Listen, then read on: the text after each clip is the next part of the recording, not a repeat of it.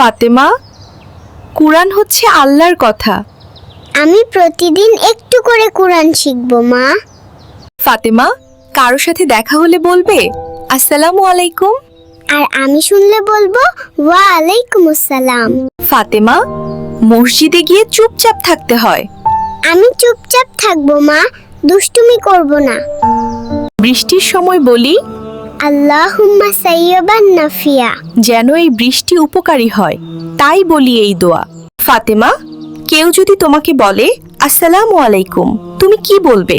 ওয়া আলাইকুম আসসালাম ওয়া রাহমাতুল্লাহ। ফাতেমা, সকালে ঘুম থেকে উঠে কি বলবো? আলহামদুলিল্লাহ জি আহইয়ানা। মা, আমি পড়তে পারি। তুমি কালিমা শাহাদাত বলতে পারো?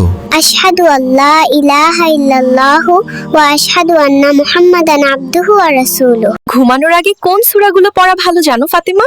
সূরা ইখলাস, সূরা ফালাক, সূরা নাস। আমি পড়ে ফেলি মা। ফাতেমা, মা বাবার সাথে সব সময় আদবের সাথে কথা বলতে হয়। আমি মা বাবার কথা শুনবো ইনশাআল্লাহ। ফাতেমা, মেহমান এলে সালাম দিবে, পানি দেবে। আমি হেল্প করব মা, মেহমানদের খুশি করব।